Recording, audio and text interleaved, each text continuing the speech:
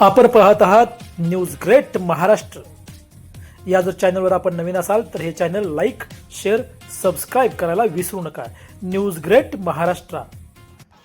सैनिक टाकळीच्या MIDC रद्दच्या विरोधात सैनिक टाकी ग्रामस्थ आणि माजी सैनिक यांच्यासोबत संभाजी ब्रिगेड।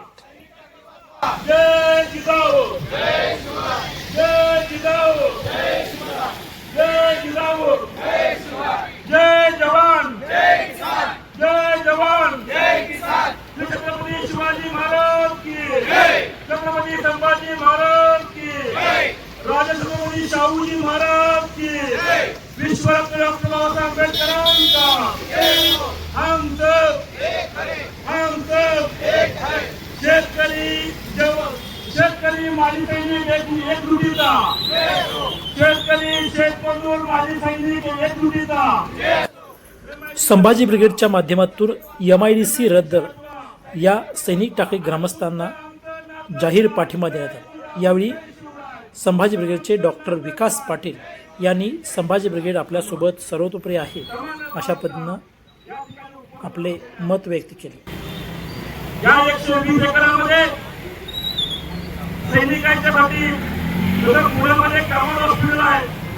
त्या धर्तीवरती कमांड हॉस्पिटल सैनिक टाकळीमध्ये व्हायला पाहिजे ही आमच्या आंदोलनकर्त्यांची मागणी आहे। त्याचबरोबर आमच्या मागण्या आम्ही योग्य त्या पद्धतीनं शांततेच्या मार्गानं आम्ही कलेक्टरांच्यापर्यंत पोहोचवलेल्या आहेत।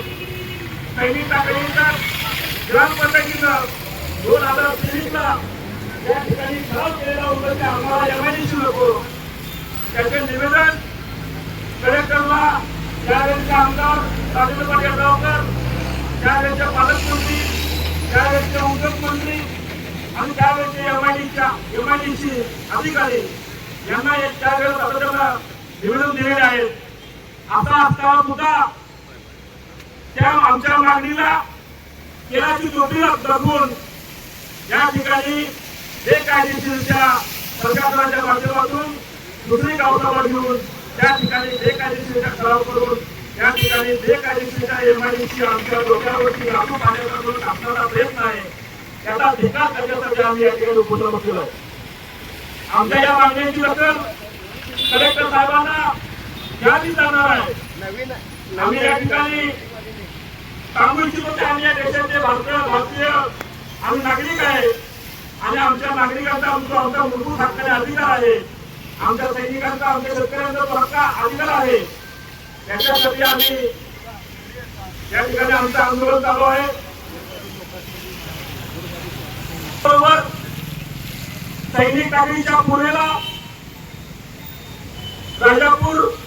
राजापूरवाडी, खिद्रापूर, नवे दारवाड, जुने दारवाड, आदिवाड ही गावं प्रत्येक वर्षाला या प्रशासनाच्या चुकीच्या योजनामुळे या ठिकाणी मानव निर्मित महापूर आणला जातो आणि त्यावेळेला त्या लोकांचं पुनर्वसन किंवा त्या लोकांना आसरा द्यायचं काम एक सैनिक टाकळीचा एक मोठा भाऊ म्हणून सैनिक टाकळीची लोक त्या लोकांचं जसं आपण आपल्या घरामध्ये सुद्धा पाहुणा येतोय तसं आम्ही या पूरबाधित लोकांचं आम्ही एक पाहुण्यांच्या स्वरूपामध्ये आम्ही त्यांचं 8 दिवस 15 दिवस 20 दिवस आम्ही त्यांचं या ठिकाणी टाकळीच्या त्या जाहीर जमिनीमध्ये आम्ही त्यांची व्यवस्था करतो, त्यांना खाऊ पिऊ घालतो, त्यांच्या जनावरांना चारा द्यायचं काम करतो, त्यांच्या जनावरांची काळजी घेतो। एवढं असताना जे प्रशासनाला जमत नाही ते काम सैनिक टाकळीच्या शेतकऱ्यांनी आणि जवानांनी माजी सैनिकांच्या वेळेला प्रत्येक वेळेला केलेलं आहे। आणि म्हणून सैनिक टाकळीची 120 एकर जमीन आहे की भविष्यामध्ये वेगवेगळ्या कामासाठी सैनिकांच्यासाठी, शेतकऱ्यांच्यासाठी, शेतमजुरांच्यासाठी, सर्वसामान्य टाकळीच्या लोकांच्यासाठी, त्याचबरोबर 25 कोटी जे नागरिक आहेत त्या नागरिकांच्यासाठी 120 एकर जमीन ही आबादीत राहणं गरजेचं आहे। या ठिकाणी जर कोणी MIDCची स्वप्न पाहत असतील आणि MIDC जर लागत असेल तर ते आम्ही खपवून घेणार नाही।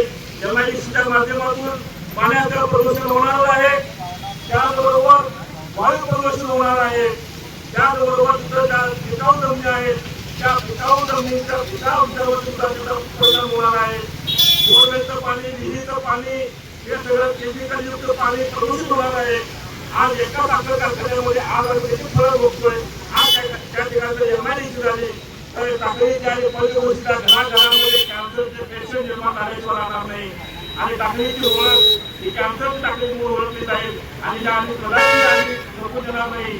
या देशातील या गावातील जळ जमीन जंगल वाचवण्यासाठी सातत्यानं देश पातळीवरती आंदोलन चालू आहे.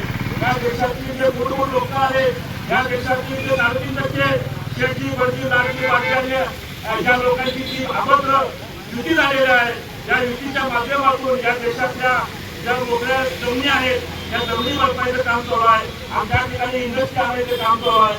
आणि याच्या माध्यमातून पैसा निर्माण करायचा आणि तोच पैसा इलेक्शनच्या माध्यमातून 500 रुपये 1000 रुपये 1500 रुपये 2000 5,000वरती मोठ्या लोकांची विकत घ्यायची आणि त्या पैशातून परत सत्ता मिळवायचं काम काही बहादूर मंडळी तालुक्यामध्ये करत आहेत. आणि हे आम्ही केव्हाही थकून येणार नाही. टाकळीची जनता ही स्वाभिमानी जनता आहे. टाकळीची जनता ही छत्रपती शिवाजी महाराजांना, छत्रपती संभाजी महाराजांना आणि छत्रपती शाहूजी महाराजांना, डॉक्टर आंबेडकरांना यांच्या विचारांना मानणारी जनता आहे. आम्ही शांततेच्या मार्गाने आंदोलन करत असताना सुद्धा या आंदोलनाची दखल टाकळीमध्ये ज्यावेळेला होतं त्याच वेळेला निर्णय घ्यायला पाहिजे होता. अजूनही वेळ गेलेली नाही. ज्या पद्धतीनं निलेश राणे हे वैभववाडीमध्ये तिने किती एमआयडीसी त्या गावचा विरोध असताना तिने तालुक्याच्या दुसऱ्या गावामध्ये हस्तांतर करण्याचा तिने निर्णय घेतलेला आहे. तसंच या ठिकाणी टाकळी गावातील जनतेचा माजी सैनिकांचा विचार करून आमच्या या मागणीचा विचार करून आमच्या टाकळीतील सैनिकांची होणारी जी होऊन एमआयडीसी आहे ही आमच्या गावात न होता ती तालुक्याच्या कोणत्याही जिथं गरज आहे लोकांना, जिथं बेरोजगारांची संख्या जास्त आहे या ठिकाणी ती एमआयडीसी व्हावी यासाठी आम्ही तुमच्याबरोबर आहे. परंतु एक पाऊल पुढे येण्यासाठी तुम्ही येणं गरजेचं आहे. आमची कोणतीही आडमुठी भूमिका नाही. आमची फक्त एकच मागणी आहे की आमच्या टाकळीमध्ये एमआयडीसी आम्ही कदापि होऊ देणार नाही. आणि या मागणीसाठी आम्ही संभाजी ब्रिगेडच्या माध्यमातून का आमचे संभाजी ब्रिगेडचे जिल्हाध्यक्ष कोल्हापूर पश्चिमचे भगवान कुलीर या ठिकाणी आलेले होते.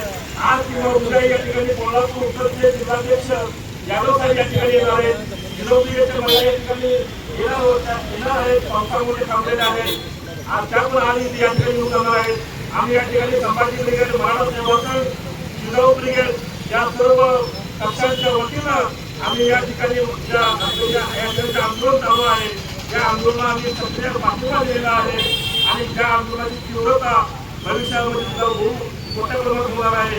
काल पालकमंत्र्यांनी आपल्याला सांगितलेलं आहे की बैठक जाऊ, परंतु आपलं ठाकूर आम्हाला कोणती आश्वासन आम्हाला चालणार नाही.